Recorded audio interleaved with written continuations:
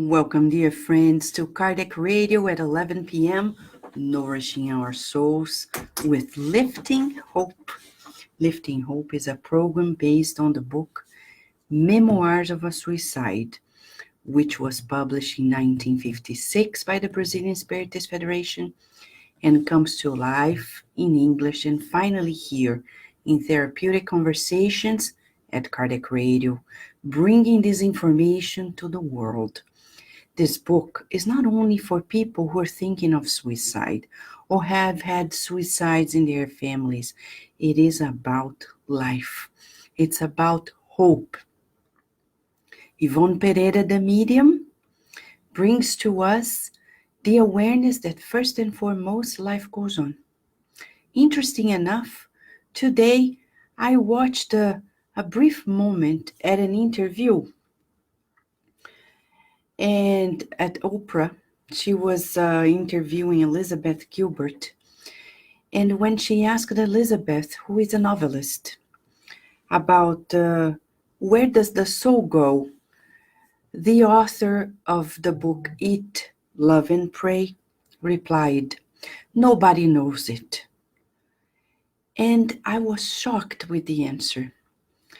I felt that it was so unfair to say that nobody knows, because we know. We know. So we know that life goes on. There is plenty evidence that life goes on. That in the afterlife, there are several different descriptions, cross-cultural descriptions about what happened in the afterlife.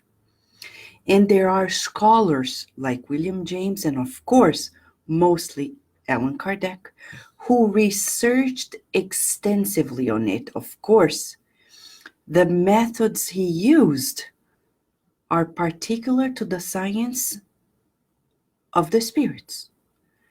But we have clear evidence that depending on how we are feeling, what we've done, we're going to end up here or there in the afterlife. One thing we know, there's hope. So when people watching a program like that and somebody who is not versed in the science of the spirits simply replies, "Nobody knows," it's not only ignorance, but it's irresponsibility. Because we need to understand that there are people who are suffering in this world. Imagine somebody who is at a hospital, a deathbed, and is watching a program like that. And somebody asks, "Where does the soul go?" And the other person, who is somewhat has become renowned because of her book that became a movie, says, "Nobody knows."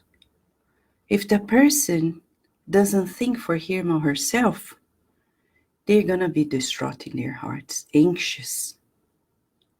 So we need to be responsible for what we say, the opinions we emit, especially on national TV or international. So we have to be responsible for what we say.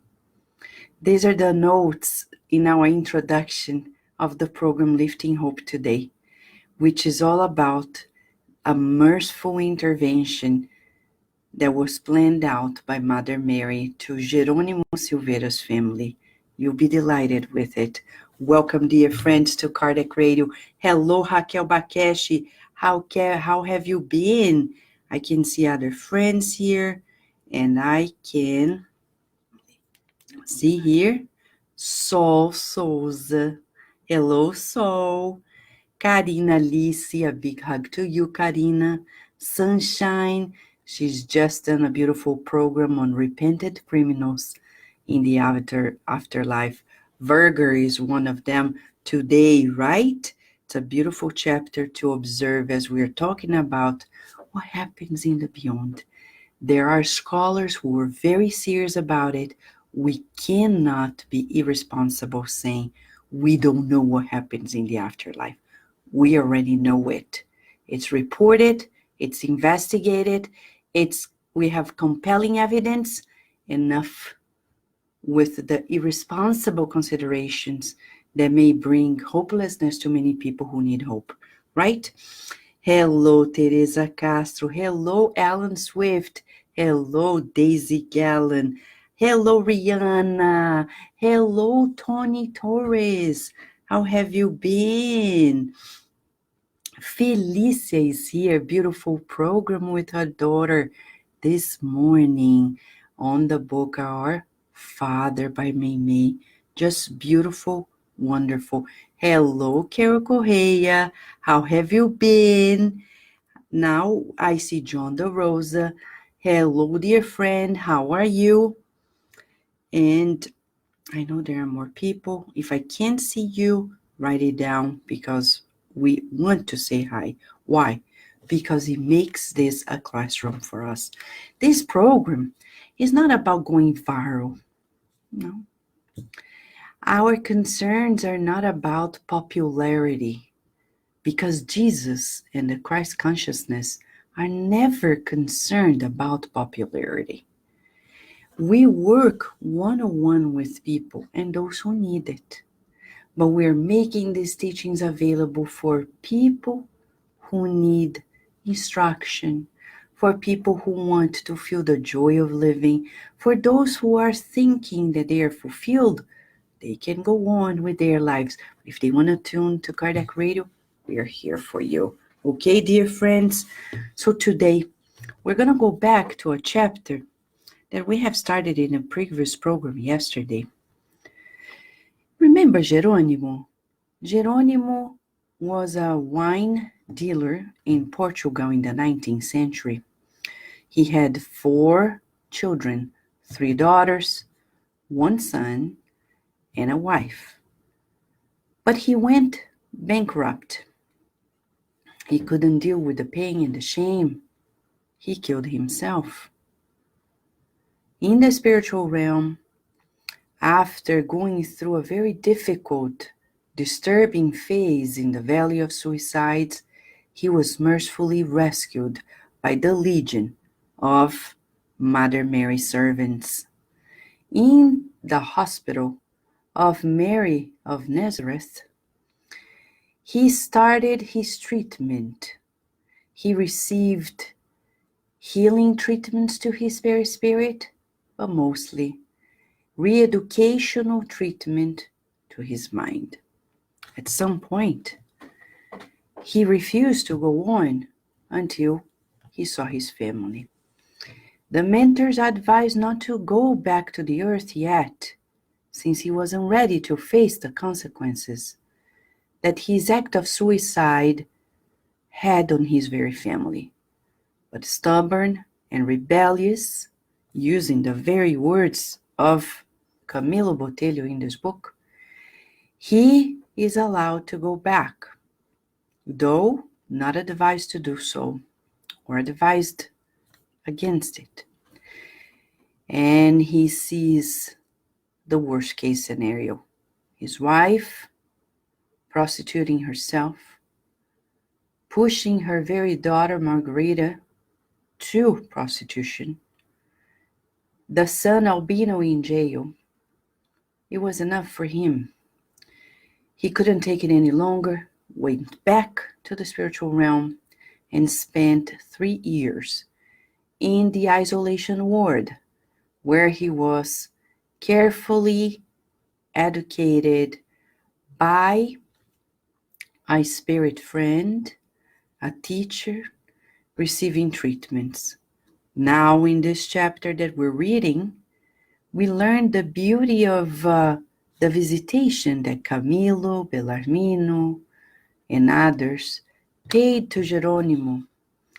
And they got to know through Father Anselmo de Santarém that he made a prayer to Mother Mary in deep repentance, but asking for her mercy to intervene in the life of her family, in the life of her family. And in the life of her family, she replied. That's where we stopped, right? All right. We'll get to your question soon, Teresa. I will answer to that in a minute, okay? So he said that he received, to his surprise, after a prayer. Let us remember, this is a suicidal spirit making a sincere prayer to Mother Mary and her answer to him.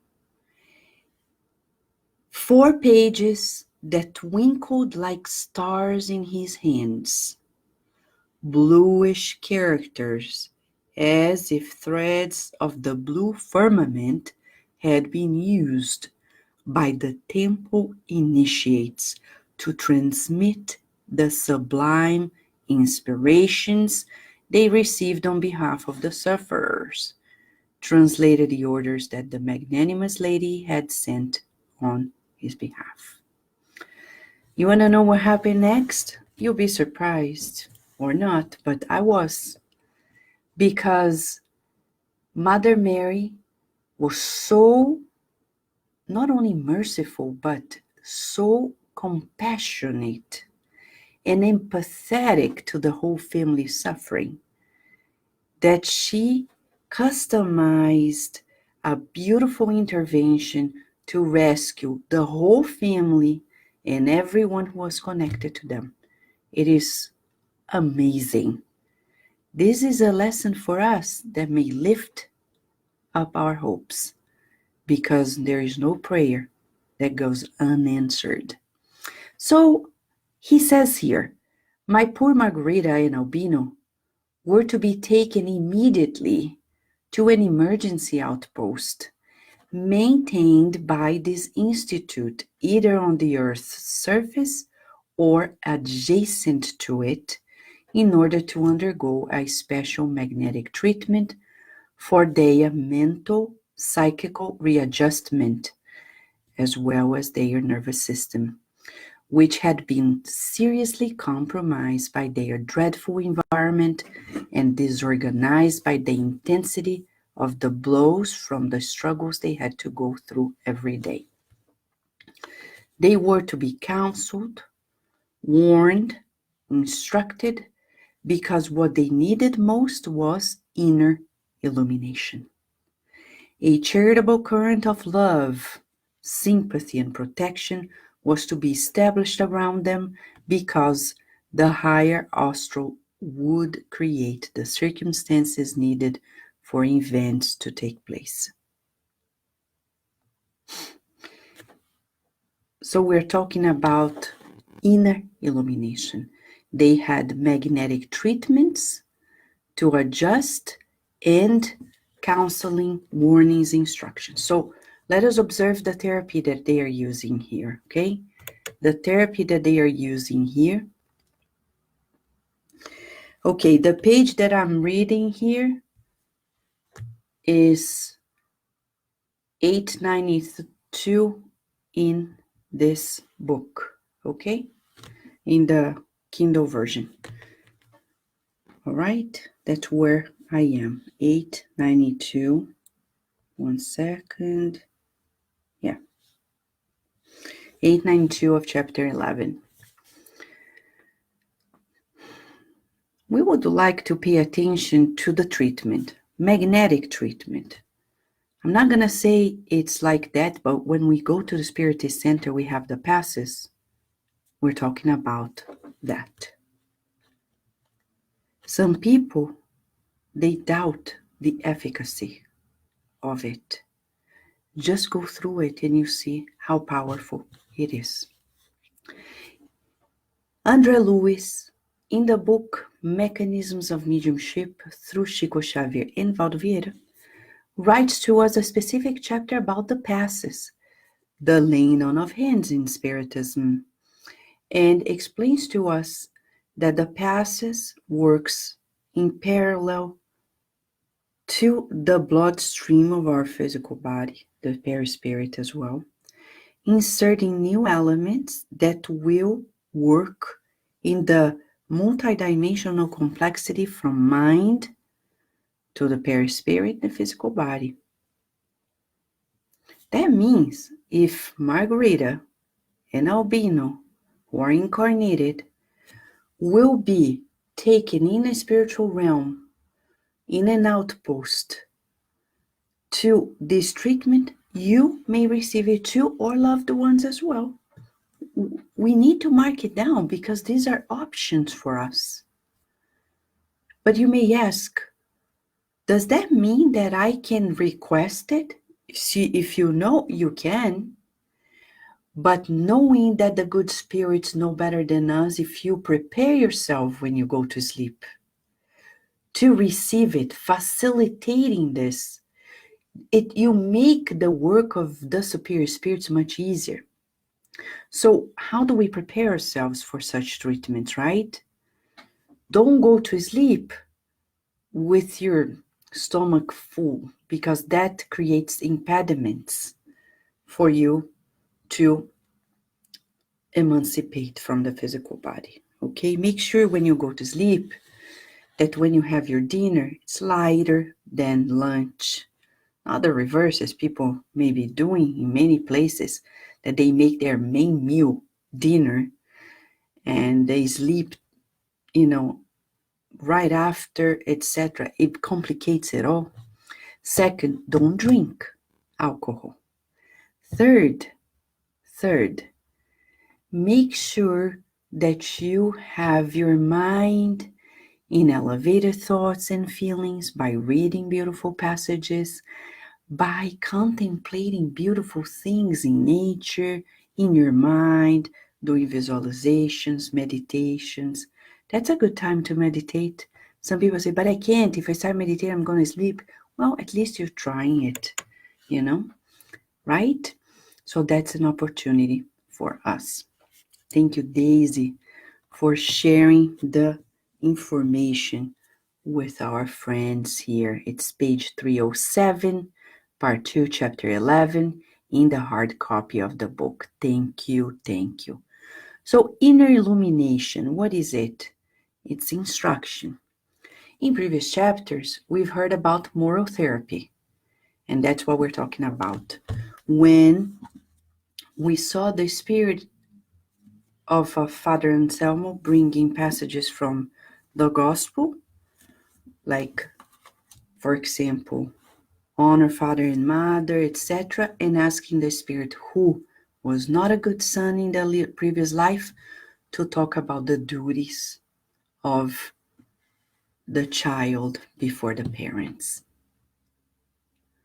This is moral therapy, okay? This is inner illumination. Don't we all need it? I think at Cardiac Radio, we're working on it at every single program. And then what is beautiful here is that the higher spirits would be sending supportive emanations to the whole family. Think about it.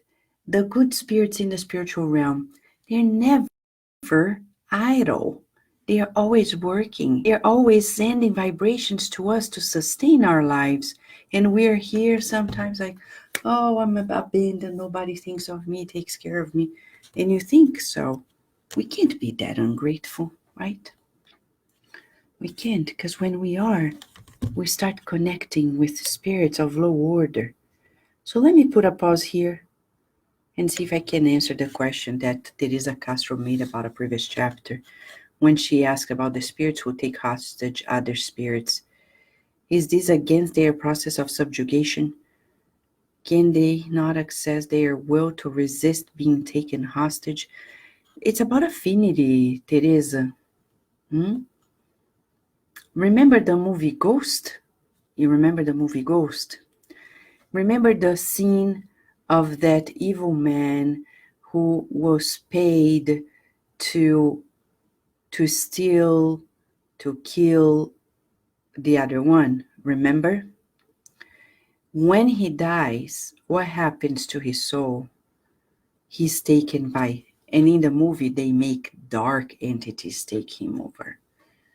Well, he is in the frequency of those spirits who are as criminal as he was. So they're not victims. Many people commit suicide, but they were criminals. We're not talking about people who were like true victims of anything. We're not talking across the board any suicide. We're talking about those who have a load of crime, like we've seen the case of Agenor Penalva. So we will be connecting to the minds that are similar to ours, right? I think that clarifies. If not, let me know, okay? Thank you. So what happens next? He had 2 other children. So we're talking about 2 of his children, Margarita and Albino. Now, Marietta and Arinda, they were honest, hard workers, and both were in harmony with the circumstances they had to endure. But they didn't need to worry about them, but they were asked to help the unhappy husband of Arinda, or Marietta. And interesting enough, Geronimo in his prayer says, I didn't include her husband in my prayers, but Mother Mary didn't forget about him either. This is super duper beautiful. I needed to highlight. Let us visualize a big, beautiful blue translucent highlight. Highlight this. What does that mean? You pray to God, to the higher spirits, now in this case to Mother Mary, so she helps intervene for people whom you love. She takes the case, studies it, deliberates, and she goes above and beyond the call of duty. She not only helps the ones you've asked for, but she's helping the ones who are connecting to them as well. Unbelievable. This is so hopeful, because it shows to us that nobody is lost. Nobody, even though people may not pray for you specifically, you will receive help. This is huge. We cannot take it for granted. The mercy of these superior spirits is above anything we can even imagine. And you see more details here. The extent of their work. He was caught in the claws of inferior tendencies and had become a tyrant in his home. He was to be closely watched over because he would be amenable to the generous influences pouring out on him. His obsessors were to be arrested and taken to the appropriate astral communities, which would provide them new opportunities and benefits. We can see that the work here in isolation is truly arduous and requires of everyone an increasing goodwill. Okay? This is the words of Roberto de Canalejas, who was asking then a question to Brother Anselmo de Santarém. Have you begun the regenerating endeavor yet? And Brother Anselmo says, yes, we have, and with great success. After all, we have the Mother of Mothers as the sponsor of these cases of redemption. Thus, we can easily foresee a satisfactory outcome. It's amazing. It's amazing how the work of the superior spirits is supreme. Sometimes we think we know of it, but this is being described to us in detail so you and I can visualize a little bit how the good spirits are working on the behind the scenes in the benefit on behalf of all of us. So that same morning, a petition was sent to the head of the department requesting volunteers for the difficult task. Volunteers. As a matter of fact, all the workers in our colony are volunteers. That means nobody's obliged to help. So they keep describing it, and they say that they went to Portugal to search for Margarita, who was in a particular area named Ribeira Wharf. And, mamma mia, it was hard. Margarita was in the worst type of life. She was prostituted. She was being abused by men. Okay. Faced with the deplorable scenes in front of us, our souls were nearly overcome with repugnance. Thus, we needed help via mental communion with the directors of the temple and the higher realms, so that our wills would not be weakened, thereby harming our mission. Pause. Besides continuing the description, observe how these spirits who have a mission operate in synchronicity and in humility with the higher realms. Like Jesus. Jesus was already the governor of our planet. He incarnated on earth. But he was often praying to God, asking for strength, asking for help. But sometimes in our spiritist centers, we see people who become independent of the direction of the spiritist center. And that's a failure. Because look at them. We often refer back and work in synchronicity.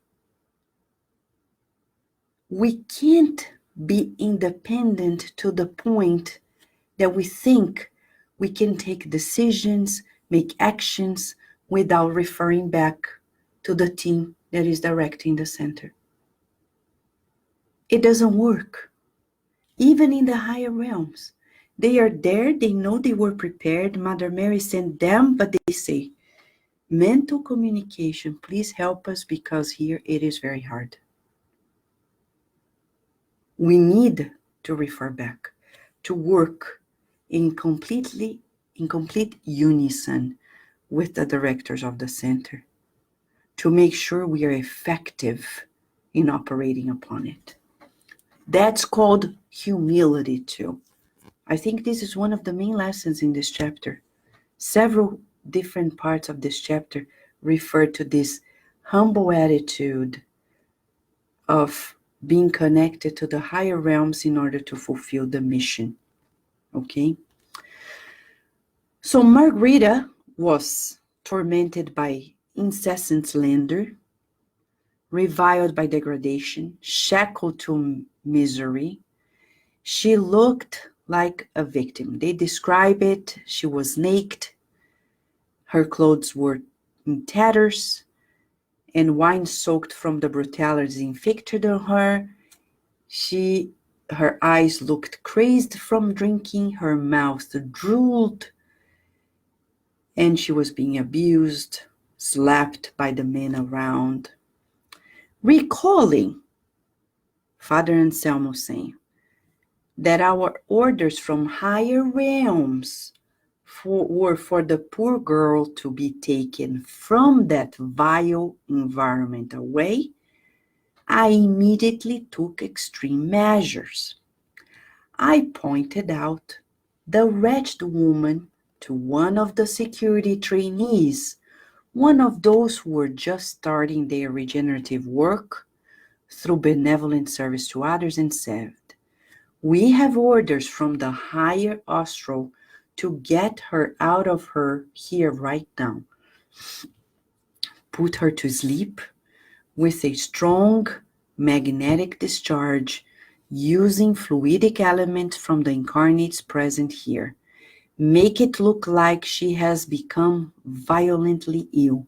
and also make these brutalizing wretches leave. The trainee was skillful, and in spite of his sparse knowledge and low moral level, he applied the therapy. There are many more information in here, but we're gonna summarize this way. He immediately got to work. He approached Margarita, passed both hands over her knees. The poor girl staggered and leaned on a nearby bar stool. He immediately made the same pass over her chest and then her head. She fell to the floor in convulsions, holding her hand to her chest and groaning pitifully. As I was giving instructions to the other volunteers, Osorio approached one of the bewildered men and shouted something in his ear. The man suddenly leapt up and cried out, saying, "Oh my God, the poor girl is dying because of us. Let us go get out of here." So people are leaving, and interesting enough, as for the rest of us, Mary's servants, we wanted her to be put in a hospital, not jail. For that reason, we kept the police away, while we sought to involve the help of some doctor whose charitable sentiments would inspire our trust. A few minutes later, the doctor arrived. He said that she was seriously ill due to the amount of alcohol she had drunk, and since we had enveloped him in harmonious currents of compassionate suggestions, he took humanitarian measures on her behalf. And thus, just as we had wished, after the dramatic events of the night, Margarita was taken to the hospital that was charitable enough to keep her while we arranged for her future guided by Mary's generous inspirations. Hold on a second. So you see the details of the intervention. The spirit that was used to produce this convulsion was a former obsessor, so he knew the techniques, but now he's using it for the good, for his own redemption. Father Anselmo has other volunteers making sure that she's taken by a good doctor to a specific hospital, that police doesn't come, and that she's secured. This is unbelievable.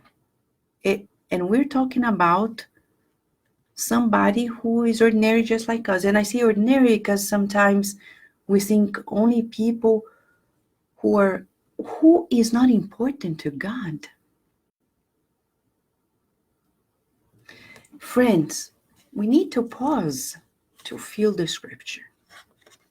What does this mean? It means that you're important. It means that all of you, all of us, are so important to God that we will always receive the help that we need, usually beyond our expectations. Because Geronimo didn't know how he could help his family. But Mother Mary could. She could see it. She made a plan so minute for the family and for each and every person. You feel the love. You feel how you're cared for. Are you making it easier for the good spirits to help you and your loved ones? Because Geronimo received the help when he became serene, when he was no longer rebellious, when he surrendered. That's the trick. I mean, he was being helped, but his request was made sincerely when he calmed his anxieties down. We need to calm ours down. Relax and trust. and tell ourselves, everything is well. I am not alone. God is caring for me. God is caring for me. God is caring for me. For children, we would sing so they remember G-O-D, God is here. G-O-D, God is everywhere. God is everywhere with every one of us. There's no doubt that we're always and constantly being guided, but we need to do our part. Geronimo became a facilitator when he became serene, when he stopped being spoiled, demanding, when he became humble enough to request the help and know that he himself could not do it on his own. Mark it down. That's the rule of thumb for us. Okay? So she's taken to a hospital. Okay? She's taken to a hospital. And there in this hospital, they induce coma on her. Let me read for you.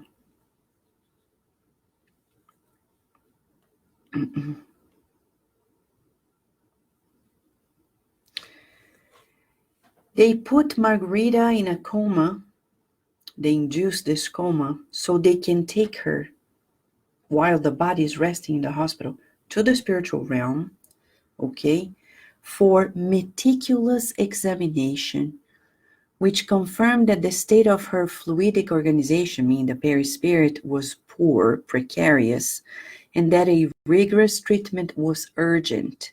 Meanwhile, her physical body was being examined by the incarnate doctor at the hospital, where she lay in a coma.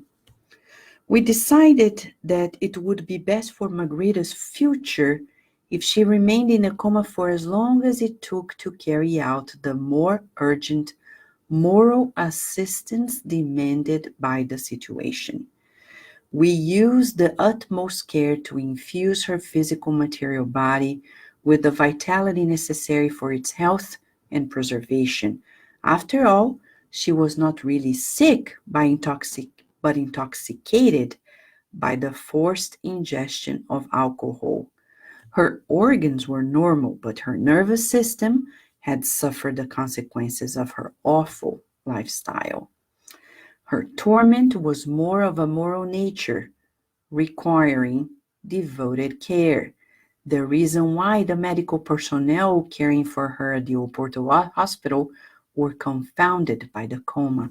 So the doctors were looking at her case and saying, we don't get it, why she's in a coma, because physically there's no explanation. See, this is the beauty. We don't understand many things, but they are making sure that while she's in a coma, she's being treated perispiritually to balance her nervous system out and also giving her instructions. But now we're going to receive information. The truth, my friends, is that not only was Margarita not evil, but she was not even prone to vice. Her dolorous case was actually a trying expiation, the unavoidable consequence of things she had done in former reincarnations, things that had been clamoring for justice and reparation for centuries. And people are like, why? What happened to her, right? In a previous life, Margarita was incarnated in previous lives. For several lives, she was in a male body. She was a man. But in those lives, she abused women, mistreated them, seduced, raped, and then dishonored respectable homes, violated trusting women, spread the degradation of prostitution all around, disgraced and ruined lives, etc. So at some point, The law seized the liberty and granted opportunities to recover from the anomaly, impelling it to be reborn in a female body in order to more effectively taste the evil it had committed against women. Okay? Now, the spirit reincarnated as a woman in order to learn, in the disgrace of her violated chastity, of being vilified, discredited, and abandoned, the crucial lesson that it is not without consequence that one infringes any of the commandments of God. How do you think Camilo, Bellarmino, Mário Sobral, and others felt when they heard that? You want to know? It's amazing. This book is so comprehensive. An unsettling uneasiness filled our minds with dread. At this new explanation, we trembled. We felt as if our skin was covered in cold sweat. We vividly remembered that we too had been men, and that our consciences had not recorded only the angelical things we had done with regards to such grave issue. However, faithful to being a polemicist, Camilo asked, but if that's the case, why is Geronimo responsible for his daughter's disgrace? Answer, my friend, a little dose of reasoning will be enough for you to grasp the fact that in spite of that being the case, it does not keep the poor father's own conscience from accusing him mercilessly. When Geronimo acted as he did, he was in complete discord with the virtuous dictates of the supreme law. Margarita had reparations to endure, that is true, but in leaving her without any support, her father's suicide was the touchstone that plunged her into the sad events that followed. Indeed, her terrible debt would have been paid over the course of time, one way or another. It might not have been obligatory for her present existence and would have remained pending for an opportune time in the future. However, by plunging him into the fatal error of suicide, her father's free will precipitated events that he would not have been responsible for otherwise, and he would not have had to suffer the consequences of his remorse in the present. Okay? This is for us a warning. Are we doing things in this current present, avoiding things that may be precipitating our loved ones' expiations before their time, before our loved ones even have physical, moral conditions to withstand those expiations? Do we understand what's happening here? It's important for us to be responsible. I'm not talking about you, but all of us. We need to ask ourselves, if my lack of diligence in fulfilling my duties in this reincarnation are precipitating unneeded expiations in our loved ones' lives.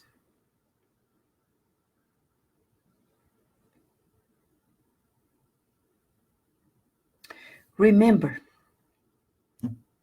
it's all about the banana skin. You're walking on a sidewalk, there is a banana skin. And you think, I didn't do it, I'm not going to pick it up. And then somebody whom you love, without you noticing, is coming right after you. They pass by, they fall, break a leg, and spend 6 months in a hospital. Do you think you are co-responsible for that? Yes. According to God's laws, we just became co-responsible. The person who threw the skin plus ourselves, because we didn't take it away.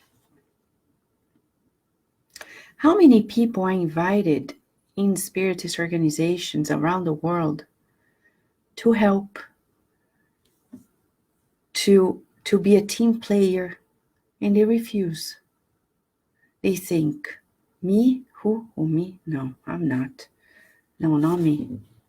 And they don't see that they are putting not only themselves at risk by postponing their duties before God, but they are putting their family members at risk. Because if I customize my life to become a servant of God in this or that organization, in my daily life, I have an impact in the life of my loved ones. Vanessa, I'm feeling guilty. Don't. Just work. And you see guilt is going to go away. Right?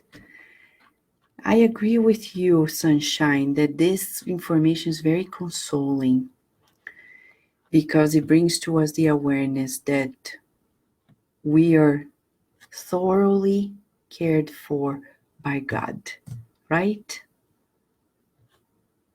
Ellen Swift is quoting here Luke 17, verse 1.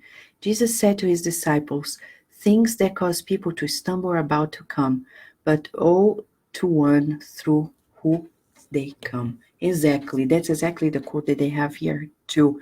Thank you, Alan. That's precisely what is in this chapter too. So, they say that Margarita didn't go through that prostitution because she wanted to. She didn't drink alcohol because she wanted to. She was pushed. She suffered immensely from humiliating situation and was anxious to be free from it. So it was easy for us to help her, to convince her to regenerate herself and to direct her towards a sure goal. I had long conversations with her, Father Anselmo said, that while she was in a physical coma, she was taken to the spiritual hospital, and Father Anselmo talked to her for 6 days.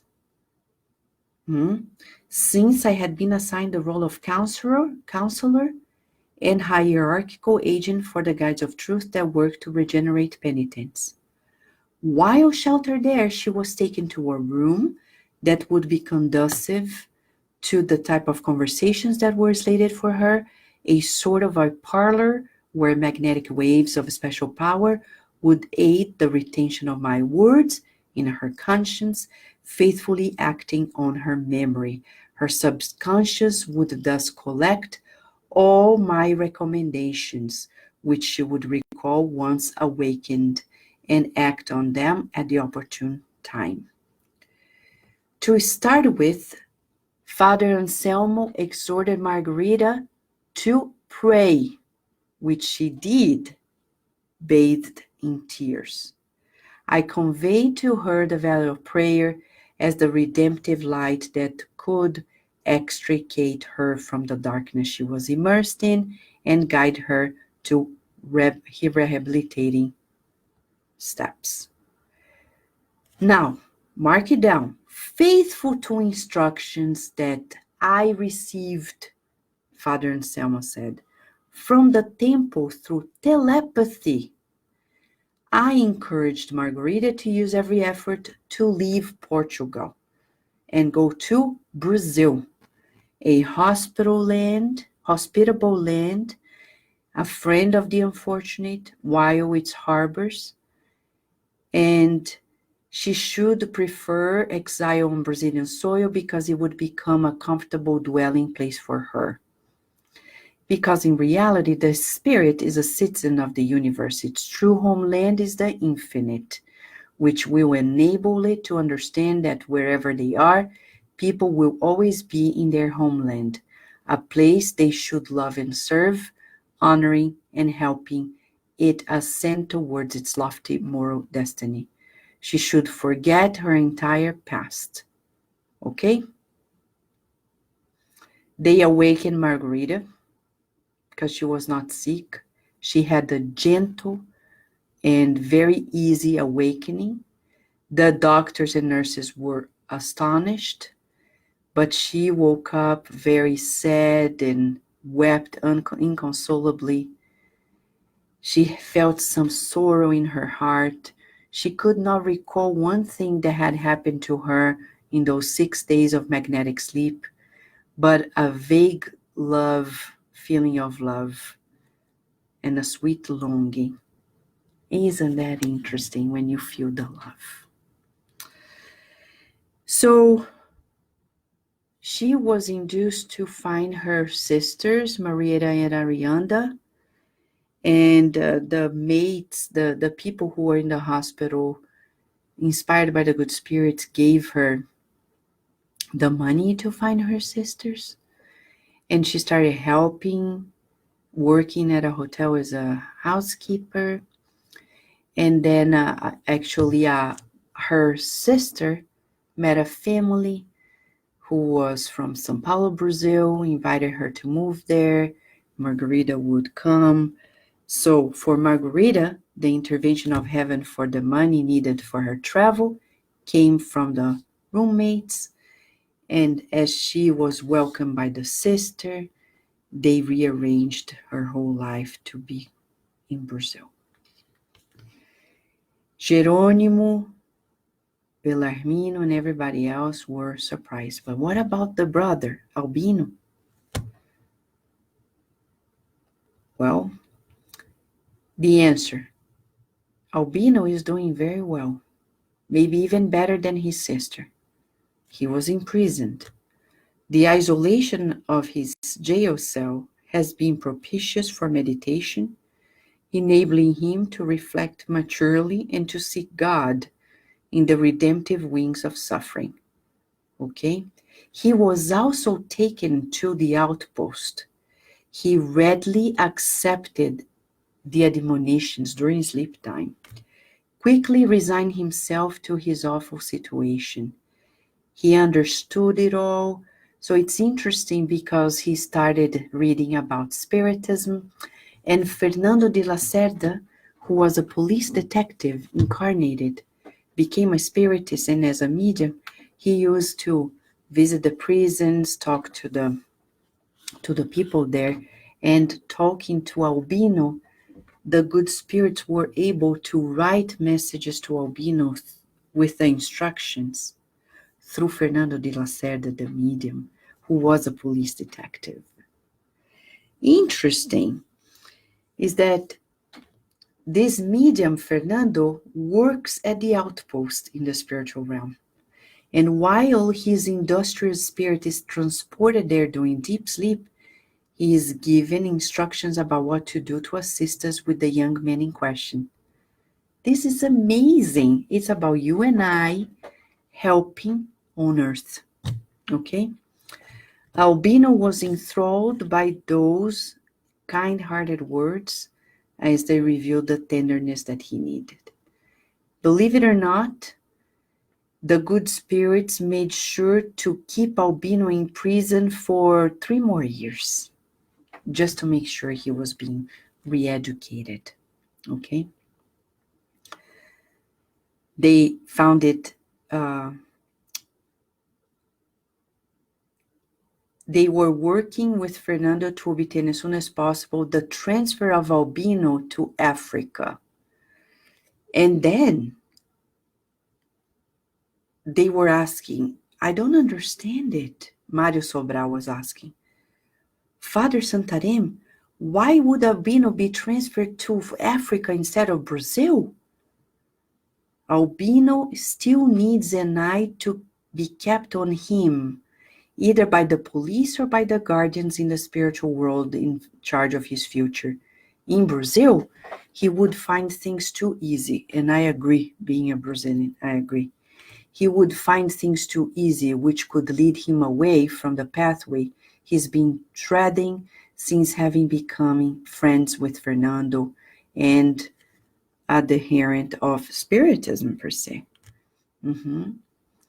Since he barely begun his regeneration, he's still too weak to overcome the many temptations that would come his way in Brazil as a generous country. Inhospitable Africa will be more beneficial for his spiritual interests. There's more charity directing him there than to environments that would be contrary to the corrections he is being called to make on behalf of his immortal spirit. Are you surprised? So next time you think, oh, poor people who are there, you think, thank God. They are in the environment that God finds best for their regeneration. But that doesn't mean we're not going to help. We're going to help bring relief as we want the relief for ourselves. But we never think that there is what we call injustice. No. In a world that is presided by God, there's only justice. And whatever we go through, it is just. But that doesn't mean we're not going to help one another. Do we need to help people in Africa? Yes. And anywhere in the world? Yes. It's in God's hands to put an end to people's suffering. But it is in our hands to bring the relief, to be in solidarity, to be fraternal with one another. Right? Right? Look at Mother Mary. Okay. Now, Camilo is talking to Jerônimo. And they're like, what's going to happen next? And then he said, Camilo, my friend, the benefits I have received from the assistance given to my beloved children are so vast and so profound that there will never be enough words to express my gratitude to my Savior's blessed mother, unless an even greater mercy is extended to me, to become a protector of orphans and abandoned children and keep them from falling into the abyss that I saw my own children immersed in. I live with the hope of such miracle, Camilo. I have learned from my devoted instructors in this welcoming place that the Spirit lives many lives on the earth. And he keeps talking about it. And of course, he's saying to all of us, I praise God for everything I have received. My dear friend, which for someone like me who did absolutely nothing to merit such mercies above and beyond what I deserve. Now, Camilo asked Brother Santarém, how is Jerônimo going to reincarnate? Okay. It's going to be hard for him. He's going to be bankrupt.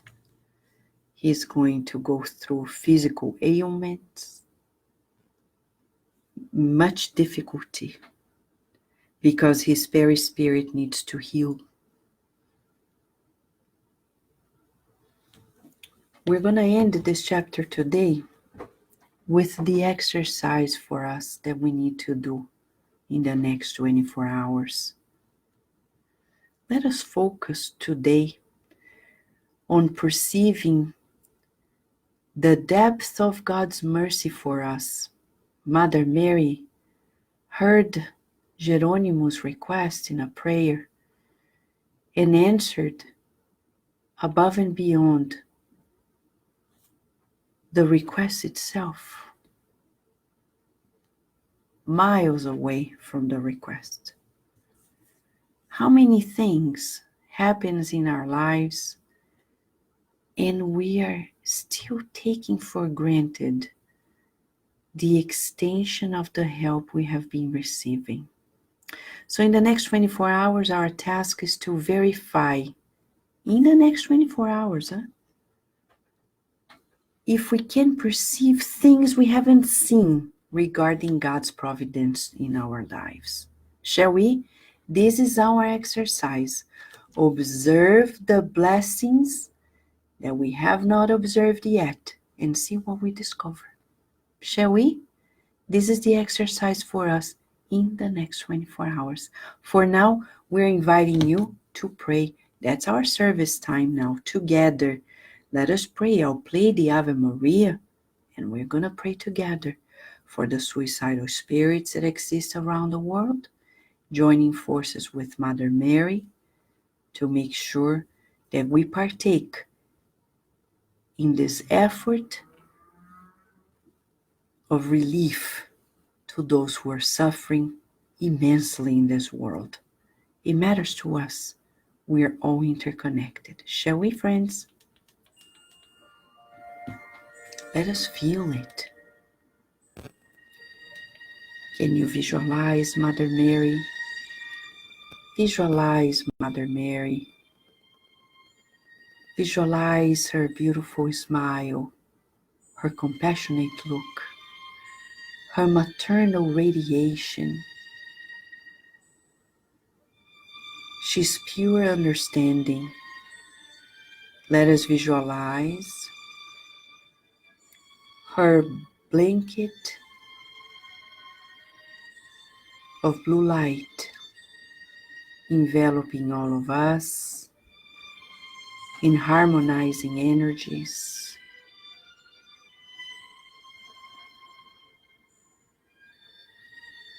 Let us visualize ourselves emanating wishes of relief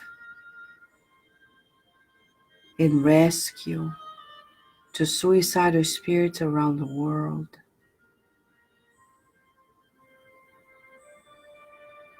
May this blanket of blue healing light envelop each and every one of them in warmth, loving energies.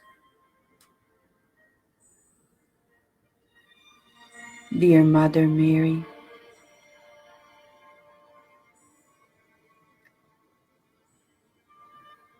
your intervention in our lives, in the lives of those who suffer the most, is so profoundly loving that we are in awe.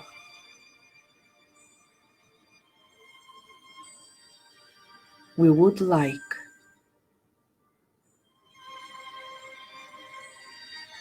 to express our gratitude by offering our best thoughts, feelings, and actions towards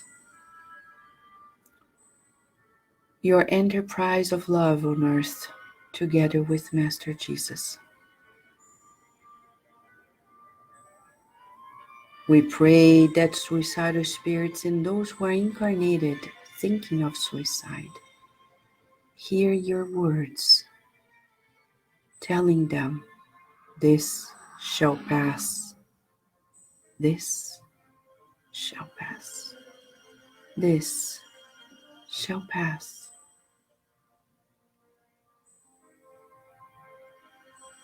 Beloved Mother, may we feel the harmonious currents that come from your very heart and stay tuned to your mercy, asking for your help also to our loved ones, the ones who are suffering the most. May we stay under this inspiration of love as we commit ourselves to be more useful and more compassionate as well. And so be it. Thank you, friends, for joining us today at Lifting Hope. We're here at Kardec Radio, always nourishing our souls together.